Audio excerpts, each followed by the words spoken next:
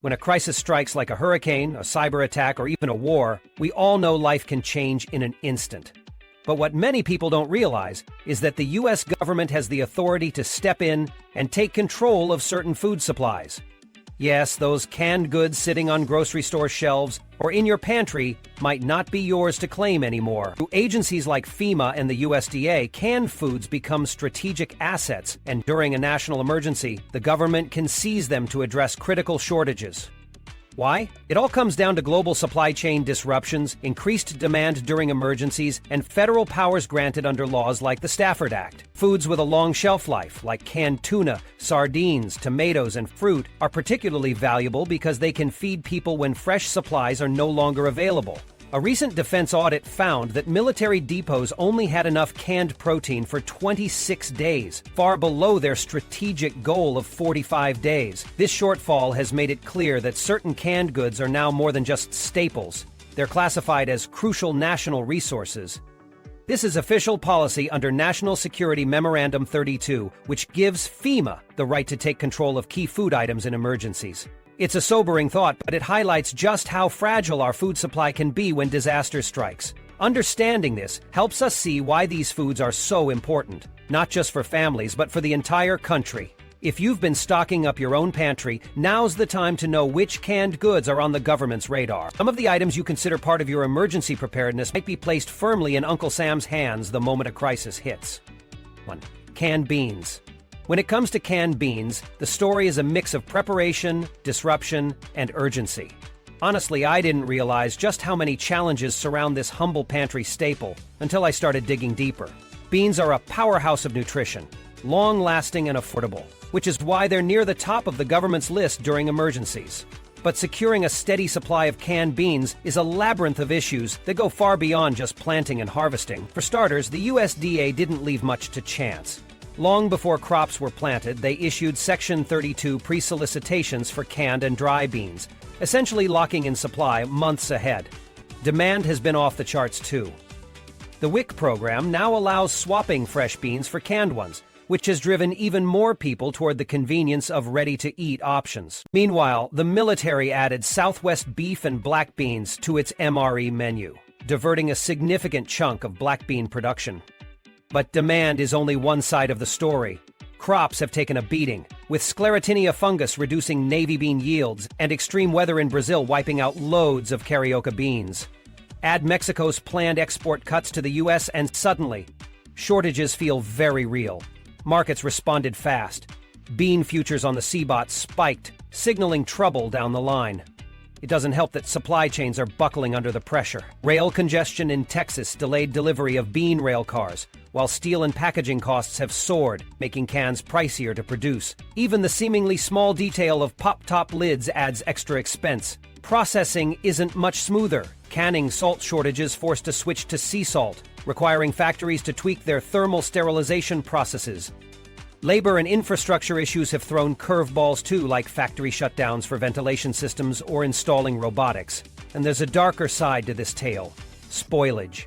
Bean weevils are becoming resistant to fumigation, and a new salmonella strain sidelined production lines. It's not just bad news domestically. Brazil's export taxes, Europe's pre-booking of U.S. pinto beans, and water scarcity issues all play a role. Even social media trends and weather events have spiked retail demand. There are so many intertwined factors, but one thing is clear. For canned beans in emergencies, these little legumes aren't just food. They're a lifeline. 2. Canned tomatoes. I never thought much about the backstory of canned tomatoes, but it turns out they're a complex, essential resource that becomes a hot commodity during a crisis. Tomatoes may sound ordinary, but their strategic importance skyrockets when the chips are down. From marinara to soup bases, they play a vital role in feeding families when food supplies run thin. Yet keeping them on shelves isn't as simple as you'd think. Global tomato production has fallen below expectations, and California, the tomato-growing giant, is caught in a tangle of water rights issues. Imagine this: water prices in the Central Valley have surged so high that farmers are cutting back on tomato plantings. Even worse, Regulations like the Sustainable Groundwater Management Act have stripped irrigation eligibility from 6% of tomato acreage. Add spring floods, heat waves, wildfire smoke, and a pest outbreak, and yields were hit from every angle. If that wasn't enough, the infrastructure supporting tomato processing is struggling too. Power outages shut down evaporator facilities, and even a single equipment failure can send thousands of tomatoes straight to waste. Then, there are rising tinplate costs, which forced manufacturers to ask for federal pricing adjustments just to stay afloat. Speaking of packaging, the metal can shortage caused transportation delays, with some shipments stuck in places like Nevada due to labor shortfalls. Consumer demand only complicates things further. When fresh tomato prices rise, canned options fly off the shelves. TikTok trends and budget-focused pizza deals add to the frenzy, while FEMA positions tomato stocks in preparation for dangerous weather events like arc storms. On top of all this, environmental challenges are piling up. California's strict carbon regulations and the EU's packaging taxes make production more expensive. Meanwhile, biosecurity threats loom, like the tomato mosaic virus found in e-commerce seed packages. Solar steam systems that process tomatoes depend on clear skies, which wildfire smoke can quickly ruin. Canned tomatoes aren't just about convenience, they're a lifeline. They've become so critical that NASA soil moisture maps are now helping hedge funds speculate on tomato paste futures. It's staggering how something as common as a can of tomatoes has so much riding on it. When crop yields falter and supply chains crumble, don't be surprised if Uncle Sam declares them untouchable. Canned tuna. If there's one canned good I always thought I could count on, it's tuna. But recently I've come to realize just how vulnerable this pantry essential is when crises hit, and why the government keeps such close tabs on it.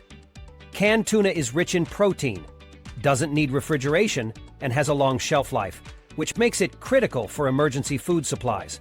However, getting those little cans to the table is more complicated and costly than I imagined. For starters, the supply is shrinking. NOAA drastically reduced the U.S. long-line quota for big eye tuna, cutting raw supply right from the start. At the same time, rising access fees in Pacific Island fisheries have raised costs, making every catch more expensive. To make things tougher, U.S. government buyers have tightened rules, only accepting MSC-certified tuna to ensure sustainable sourcing. While that's a good thing, it's slashed eligible supply by about a third. Add in weather issues like El Niño swells, which caused U.S. fleets in American Samoa to spend almost a quarter of the year stuck in port, and you've got a recipe for scarcity. Costs aren't just coming from the ocean. Logistical issues are piling up on shore, too. Freight expenses from key suppliers like Thailand to Los Angeles have surged. Meanwhile, new rules requiring PFAS-free can linings forced factories to spend millions retooling equipment. Even California's last major tuna cannery temporarily shut down due to OSHA violations, further tightening supply. Then there's competition. FEMA is in constant contention with prepper kits, school lunch programs, and even social media trends. Believe it or not, a TikTok challenge cleared out tuna shelves in the Midwest for 2 solid weeks. Combine that with port slowdowns and rising material costs like nickel used in steel cans, and it's no surprise tuna prices are creeping upward. Even the cans themselves have shrunk from 5 ounces to 4.5 ounces due to shrinkflation. The government procured over 4 million pounds of canned tuna last year alone, underscoring its importance as a strategic food. It's clear this isn't just a convenience anymore, it's a lifeline during emergencies. The next time you see a can of tuna, know just how much effort goes into keeping that staple on the shelf. Or canned peaches. If I had to pick one canned good that feels quintessentially nostalgic, it's canned peaches. Sweet, syrupy, and bursting with flavor, they've always been a comfort food in my pantry. But what I didn't realize is how challenging it's become to ensure these sunny little slices make their way onto our shelves. From shrinkflation to shifting consumer trends, canned peaches are facing significant issues that put them squarely on the government's radar during emergencies. For starters, I'm sure you've noticed that cans have gotten smaller. What used to be a standard 15-ounce can is now down to 14.25 ounces. That's shrinkflation at work. Oddly enough, the labels haven't changed, which makes the difference easy to miss. And it's not just the packaging that's changing. USDA sugar reduction targets mean processors are cutting syrup concentration levels. So when you pop open a can, it might look half full. For those of us who grew up on syrup-drenched peaches, it's hard not to feel disappointed. Consumer trends are also playing a surprising role. TikTok, of all things, has had a major impact. The cottagecore aesthetic inspired a surge in home canning enthusiasts, wiping out shelves of jars and driving up sugar demand. Just when processors were already struggling with syrup regulations, this trend threw a wrench into supply chains. Meanwhile, government procurement is pushing canned peaches further into spotlight. The USDA's Section 32 program has been buying them up for school lunches, which I find reassuring but also alarming. It makes me wonder just how tight the supply must be if the government is actively securing stockpiles. And under National Security Memorandum 32, NSM 32, shelf-stable fruit is now federally sizable in emergencies. That means those beloved canned peaches could end up exclusively in government hands when disaster strikes. International trade isn't helping. China reinstated tariffs on U.S. canned peaches, hitting exports hard and leaving domestic producers scrambling to redirect supply streams. Retailers, for their part, have shifted tactics by sidelining traditional fruit cocktail bins in favor of solo cans of peaches. While that sounds like a small change, it's rewritten the playbook for logistics and packaging equipment. Speaking of logistics, the problems are endless. Caltrans bridge repairs have rerouted peach convoys, creating bottlenecks and forcing processors to pay for costly night shifts just to get products moving. On top of that, a recent strike threatened empty can shipments, forcing suppliers to switch to expensive trucking options. However, FEMA contracts take precedence, meaning government-bound peach shipments are likely to hit the road first. All of this has made me realize how interconnected the system is and how vulnerable it can be. Canned peaches aren't just a nostalgic treat. They're a lifeline in emergencies.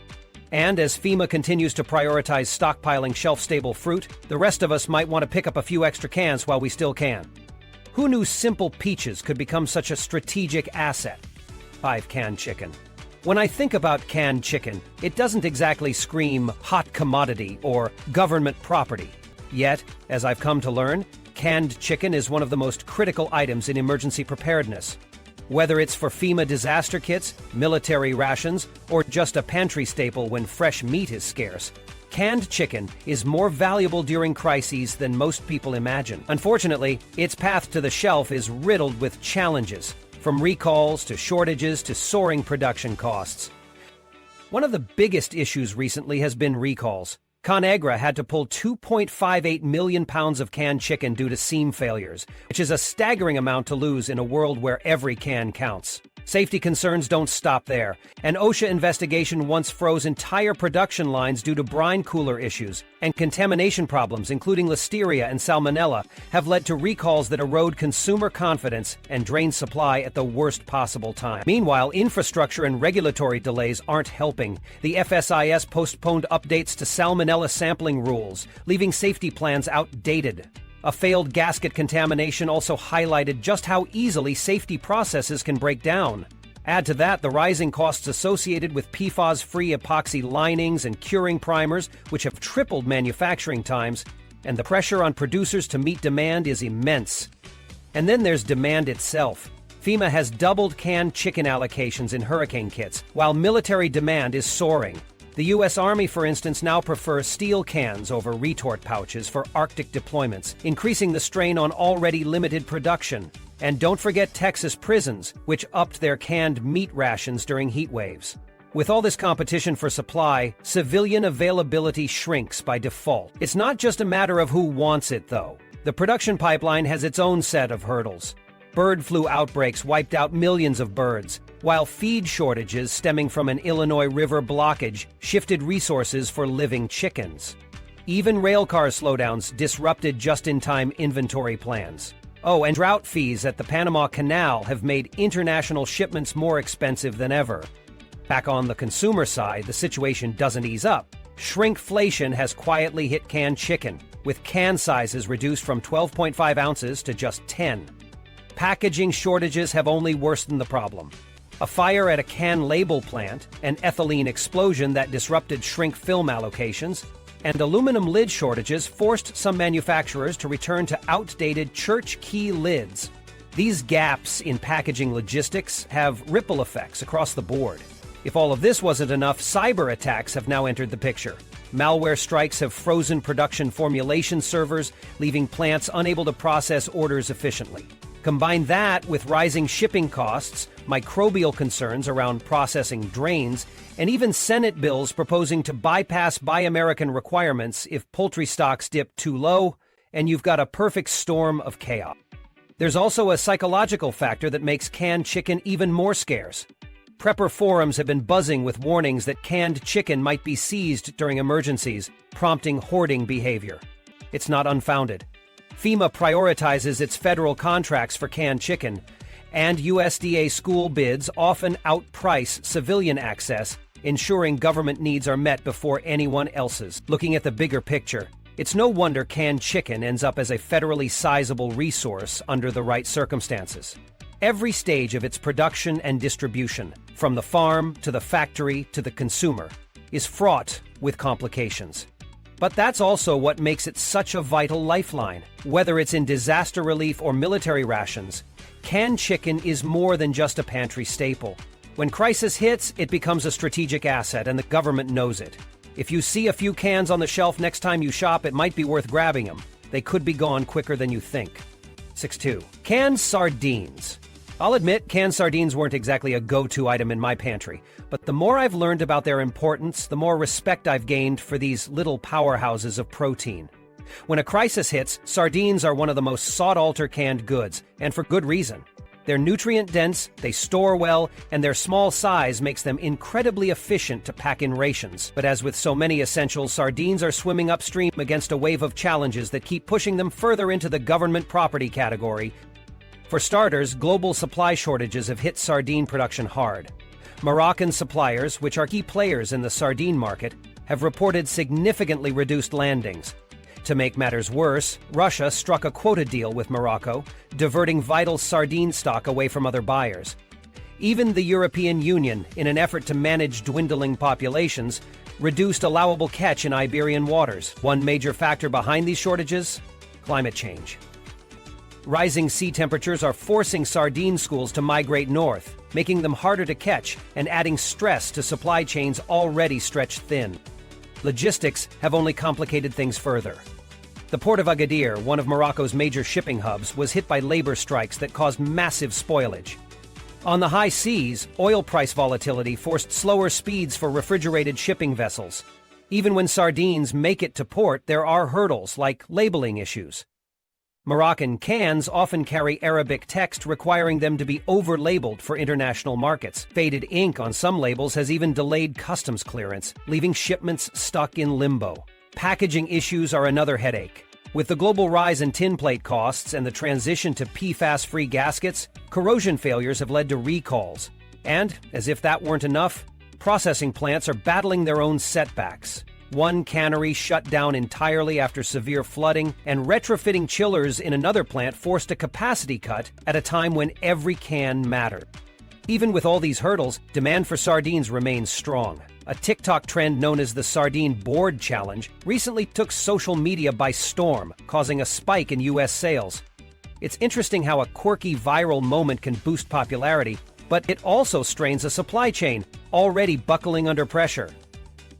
And it's not just consumers who want sardines. The military has added them to their rations under the Defense Logistics Agency's BMRE contracts, further shrinking availability for the public. Internationally, regulatory and geopolitical challenges are pulling even more sardines off the table.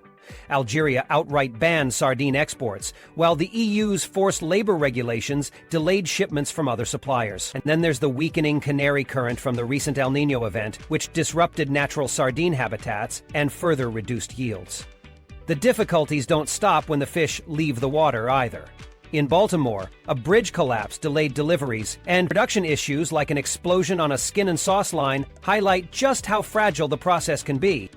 What really caught my attention, though, is the preppers' obsession with sardines. They've become a top-ranked protein for long-term storage, with private forums buzzing about their value as a survival food. That demand, paired with the government's inclusion of sardines in National Security Memorandum 32's list of sizable commodities, underscores their importance. Shelf-stable marine protein, especially small oily fish like sardines, is now a priority for emergency commandeering. It's incredible to think how much rides on something as unassuming as a can of sardines. From climate change to supply shortages to infrastructure delays, every can comes with its fair share of obstacles. Yet the demand persists because sardines are more than just a quick snack or a quirky TikTok trend. They're an essential, efficient emergency resource, and when disaster strikes, you can bet they'll be one of the first things the government claims. If you see a few cans on the shelf, it might be worth stocking up now. Who knew sardines could be a lifeline? After digging into these 10 critical canned goods, one thing is crystal clear. Our pantry staples aren't as simple or secure as they seem. From supply chain vulnerabilities to government intervention, these items sit at the heart of a complex web of environmental, economic, and political challenges. Supply chain disruptions are a recurring theme. Whether it's climate change affecting crops, labor strikes delaying shipments, or skyrocketing material costs, these factors make every can a battle to produce. At the same time, demand from institutions like FEMA, the USDA, prison systems, and even the military is putting additional strain on already stretched resources. When disaster strikes, it's these institutions that often step in, leaving less stock for average consumers. Reality and inflation and the sneaky reality of shrinkflation are also reshaping the market. Smaller cans and higher prices are forcing consumers to adjust, while making it clear that every ounce matters. It's a reminder that scarcity isn't always about empty shelves. It's sometimes hidden in subtler ways. And then there's the role of the government. Programs like FEMA's emergency kits or National Security Memorandum 32 aren't just about planning.